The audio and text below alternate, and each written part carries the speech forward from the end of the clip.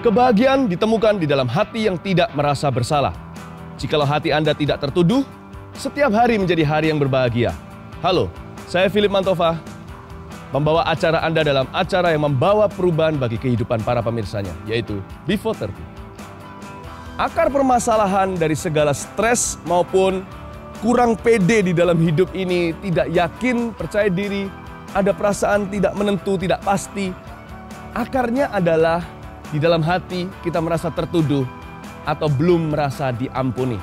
Hari ini di episode kali ini saya mau memperkenalkan pada Anda seorang pembela pengampunan kita, Yesus Kristus, yang menjadi kawan sahabat kita di tempat yang maha tinggi. Jangan kemana-mana, tetap bersama dengan saya sebab saya tahu kehidupan Anda akan segera diubahkan dengan cara yang radikal. Ini bukan soal pindah agama, ini bicara soal kebebasan, kemerdekaan yang sejati di dalam jiwa. Jadi sebelum 30 menit berlalu, saya tahu kehidupan para pemirsa pasti diubahkan dengan luar biasa. Dosa-dosa akan diampuni, diselesaikan, kecanduan dibereskan. Dan bahkan tubuh-tubuh yang sakit pasti akan disembuhkan. Kalau dosa ditangani, gejalanya pun akan lenyap. Tetap bersama dengan saya, dari Bali, saya bawakan kabar kasih. Kau ada di manapun ku ada,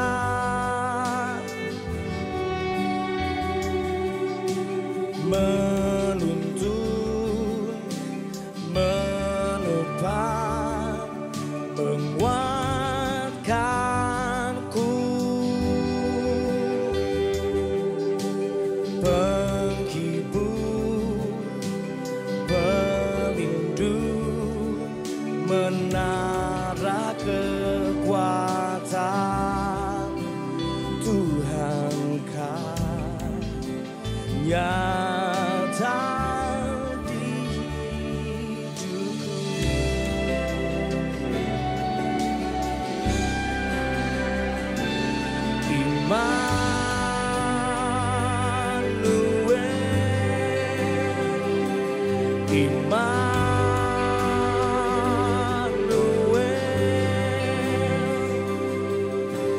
Kau besertaku, ku aman dalam-Mu.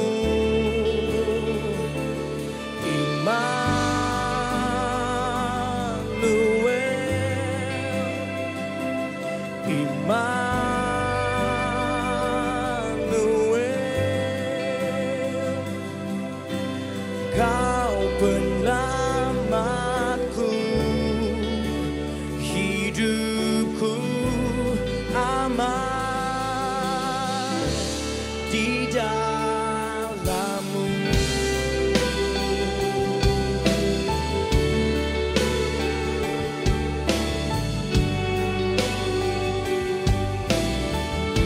Kami aman di dalam-Mu, Bapa.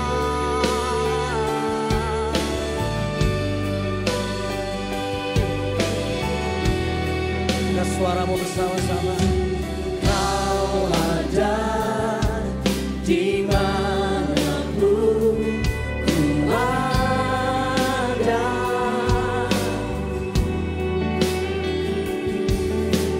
menuntun, menopang, menguatkanku, penghibur, pelindung, menara kekuatan Tuhan kau nyata di hidupku. Oh, Immanuel,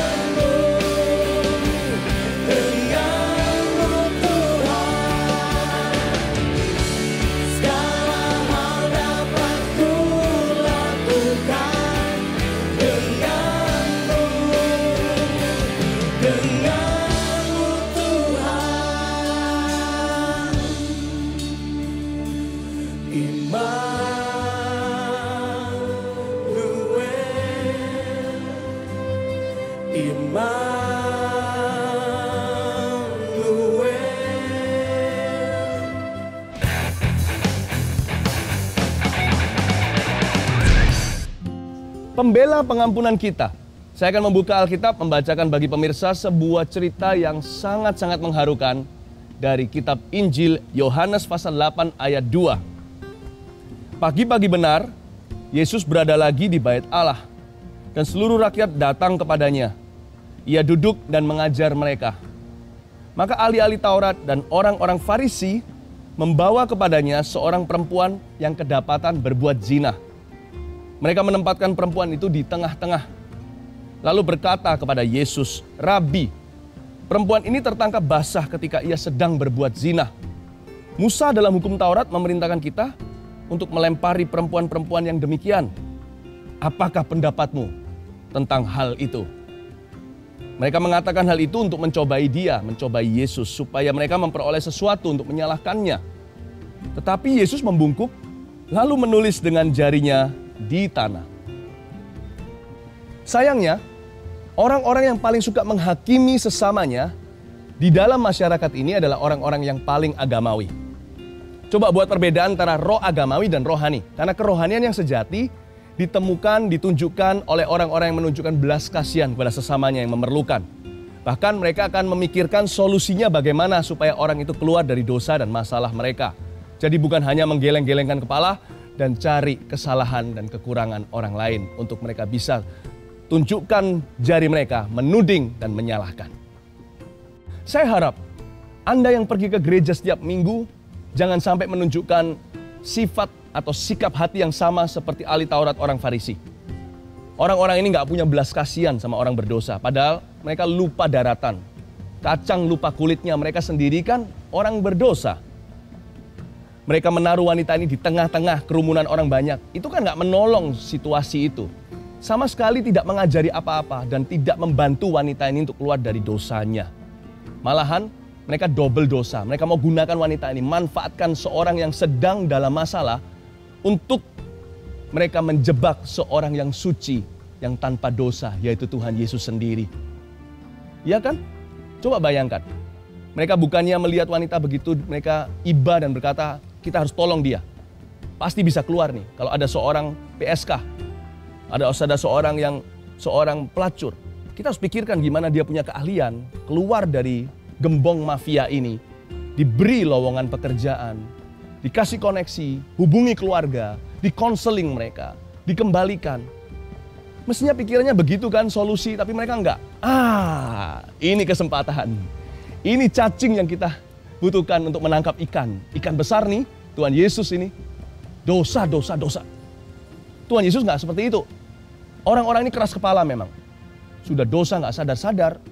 Mereka malah terus menekuni karir dosa mereka. Tapi sekeras kepala mereka seperti apapun juga. Sekeras apapun mereka, Tuhan Yesus lebih keras kepala.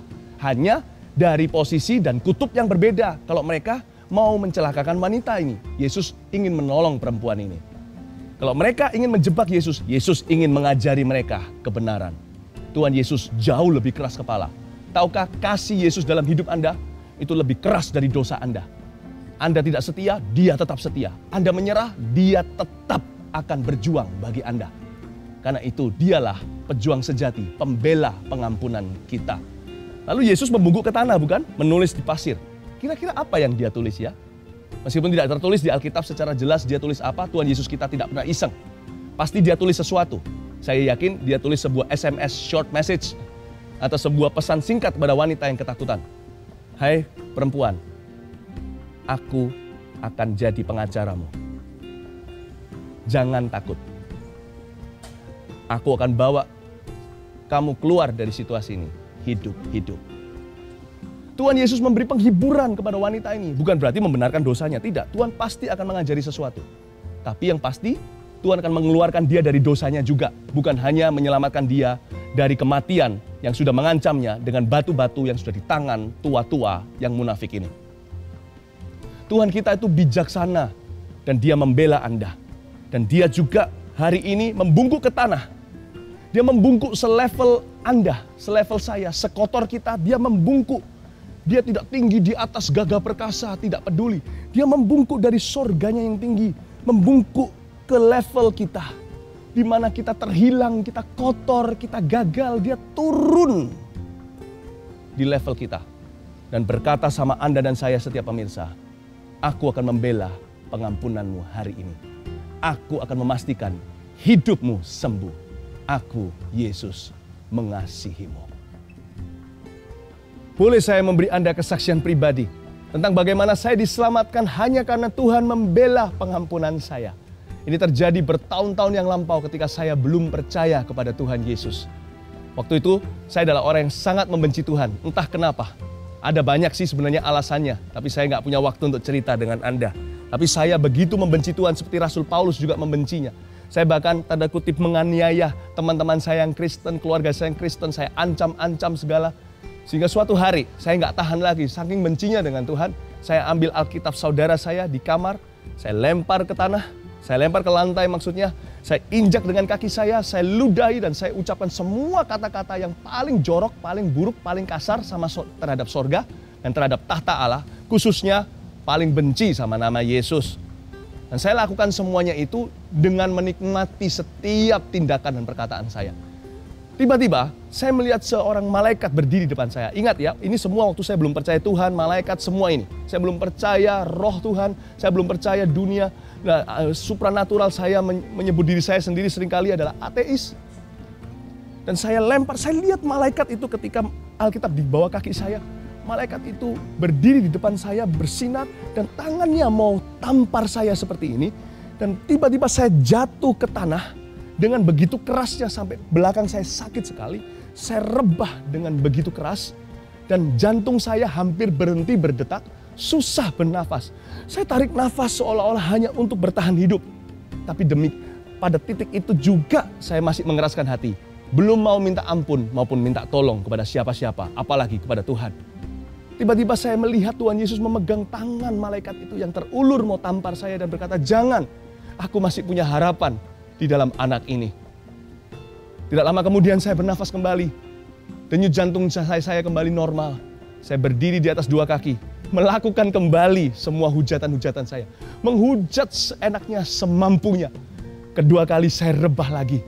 Malaikat yang sama berdiri di depan saya, kali ini mau menampar lagi, tapi dengan pedang disarung di pinggangnya. Saya bisa lihat itu.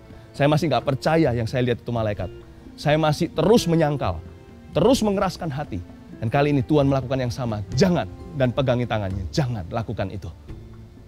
Lalu saya ketiga kali. Di waktu itu juga masih yang sama. Saya berdiri, kembali pulih. Saya menghujat sekuat tenaga sekali lagi. Dan kali ini saya jatuh lebih keras lagi. Nggak, kepala saya pun jadi sakit. Dan waktu itu jantung saya bukan berdebar, bukan denyutnya menjadi pelan, malah berdebar dengan sangat amat cepat, terlalu cepat sampai saya tahu ini saya sudah mau mati. Saya sudah mati kemungkinan. Saya berkata dalam hati saya, ini saya mati, ini saya mati, ini saya mati. Tiba-tiba ada suara, kali ini saya nggak lihat Tuhan Yesus, tangan malaikat itu berhenti di udara, dan saya mendengarkan suara penuh tangisan. Benar, saya mendengarkan suara penuh air mata. Saya nggak lihat Tuhan Yesus, saya nggak lihat mata, saya nggak tahu apa air mata ada di matanya, tapi saya bisa rasakan air mata di suara dan ceritanya. Dia berkata, jangan, aku mengasihi dia. Tepat itu yang saya dengar. No, don't, I love him. Jangan, aku mencintai dia. Dan setelah itu, tidak lama setelah itu Tuhan sembuhkan hidup saya dari dosa. Tuhan sembuhkan hidup saya dari penyakit sampar dan kusta di hati saya. Penyakit tubuh saya juga sudah disembuhkan jauh sebelumnya waktu saya umur 6. Tapi dosa tidak pernah selesai di hidup saya. Hari itu saya bebas. Tidak lama setelah itu Tuhan lawat saya dengan begitu pribadi dan luar biasa. Saya tahu sekarang juga saya bisa hidup hari ini karena Tuhan membela saya hari itu. Saya bisa hidup sekarang karena Tuhan bela pengampunan saya kemarin. Anda bisa hidup besok. Anda bisa menerima kesembuhanmu nanti. Karena Tuhan Yesus membelamu hari ini melalui Before 30. Terimalah mujizat pengampunan ini. Terimalah kesembuhanmu, keselamatanmu dari kemurahan dan kasih sayangnya yang besar.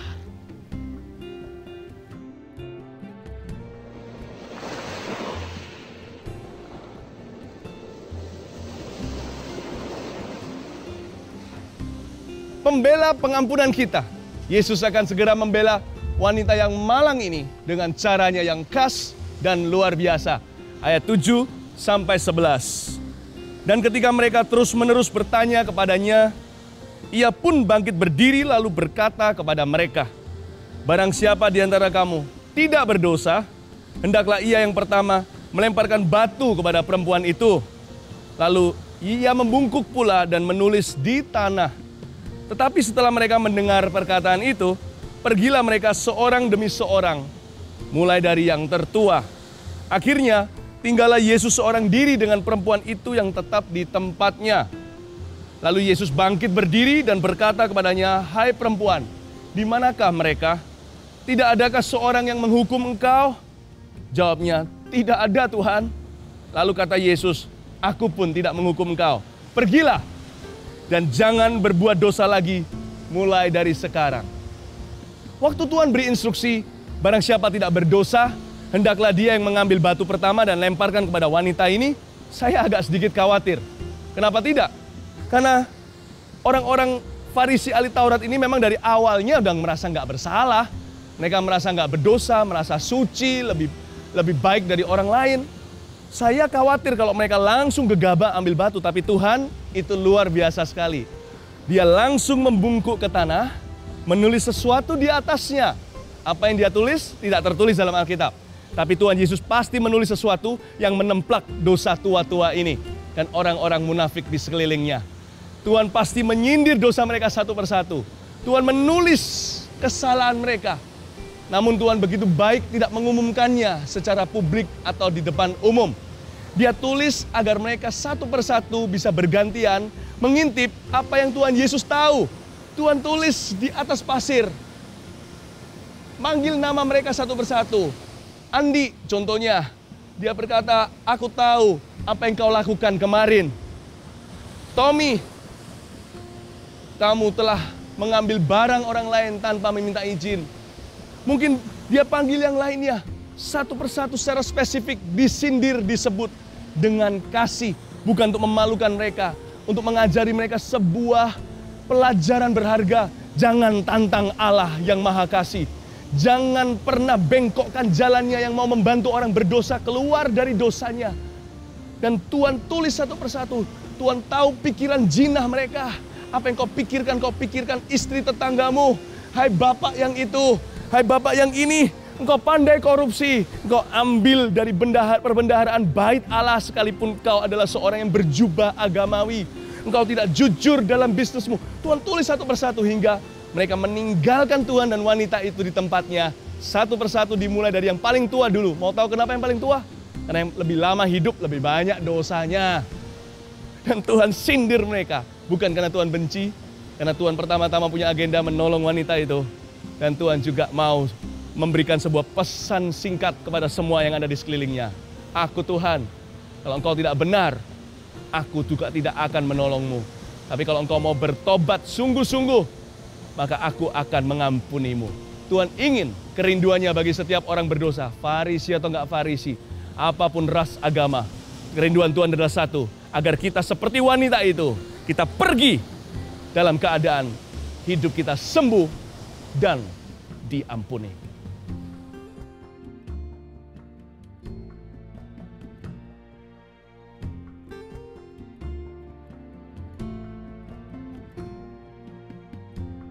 为什么？为什么？这位先生，他1年前因为心肌炎，他装了义肢，那平时，他需要拿拐杖才能走路。今天晚上来到这个地方，当有人为他祷告的时候，他接受了耶稣，成为他的救主。第一次，第一次，他是最大的神迹。他现在不需要拐杖，他可以走路。阿门，阿门，阿门，哈利路亚。Stretch your hands to this brother。把你伸出手来，跟我一起说：神祝福你，跟我一起说：神祝福你，神祝福你，神祝福你，做他的儿子，是他的儿子。哈利路亚，Come on，哈利路亚，哈利路亚，Come on，哈利路亚，唱一首歌。 Tuhan sudah mengampunimu. Itu pesan dari tadi sepanjang acara Before 30. Dia sudah mengampuni Anda 2000 tahun yang lalu. Berarti Anda juga bisa sembuh. Kalau akarnya dicabut, gejalanya pun hilang. Saya ajak Anda berdoa ya. Buka hati, ulurkan tangan. Mari ulurkan ke depan, kita berdoa sama-sama. Terima kasih Tuhan. Hamba saat ini mau menyampaikan pengampunan itu bukan dari hamba hanya taat, berita pengampunan harus sampai ke seluruh dunia, kata Tuhan di Injil Lukas. Dalam nama Yesus sekarang Tuhan, aku sampaikan ke seluruh setiap pemirsa ya Tuhan, hingga dunia mereka masing-masing berubah. Dalam nama Yesus, terima pengampunan dari Yesus, terima pengampunan dari Tuhan Yesus. Kalau Tuhan mengampuni Anda, demikian sempurnanya darah Yesus bisa membasuh dosa Anda. Seolah-olah tidak ada jejak-jejak Anda pernah berdosa di sana. Seolah-olah Anda tidak pernah sama sekali bersalah. Oleh karena itu setiap orang yang merasa bersalah, ambil rasa salah itu dalam nama Tuhan Yesus sehingga mereka melihat ke depan, tidak lagi melihat ke belakang. Mereka melihat bahwa di depan sana Tuhan akan membawa setiap pemirsa kami berjalan dalam ketaatan. Terimalah di dalam nama Yesus Kristus. Khususnya bagi orang-orang yang terlibat pornografi seperti di dalam lingkaran setan, semakin melakukannya, semakin merasa berdosa, setelah semakin merasa kotor, malah justru mau melakukannya lebih banyak lagi. Tidak bisa keluar dari lingkaran ini. Rasa bersalah tidak membuat kita bertobat, malah membuat kita semakin terjerumus ke dalam dosa. Karena itu, ayam dan telur mana dulu nggak tahu, kalau itu dua-duanya dosa, Tuhan angkat kedua-duanya. Baik itu kecanduan maupun perasaan bersalah dan tertuduh. Dua-dua Tuhan cabut sekarang dalam nama Yesus. Sekalipun Anda merasa kotor, dengar baik-baik, dosamu bisa merah seperti jingga. Tuhan bisa murnikan, bersihkan lebih putih dari salju. Seolah-olah Anda sama sekali tidak pernah jatuh. Terima pengampunan ini. Karena ada orang-orang yang tidak membutuhkan kesembuhan, tapi pengampunan. Mereka butuh dibebaskan di dalam jiwa mereka. Ini bukan sekedar perasaan. Ini adalah penebusan. Dalam nama Yesus. Haleluya. Saya melihat ada seperti orang, ada sariawan seluruh mulutnya. Ada beberapa dan banyak sekali Anda mengalami penyakit, bukan hanya penyakit dalam, tapi sesuatu, saya nggak tahu itu apa, tapi Tuhan katakan sekarang Anda disembuhkan. Dalam nama Yesus rasa sakit itu pergi, semua sariawan yang sangat parah itu, mengganggu itu, sampai ke sininya di dalam, banyak sekali itu semuanya sekarang lenyap di dalam nama Yesus Kristus. Tuhan ampuni dosamu. Saya nggak tahu Anda berdosa apa, tapi ada dosa kata-kata. Karena itu, salah satu penyebab daripada penyakit Anda adalah dosa itu. Tuhan ambil akarnya, hilang juga gejalanya. Dalam nama Yesus, terima kasih Tuhan. Haleluya. Amin.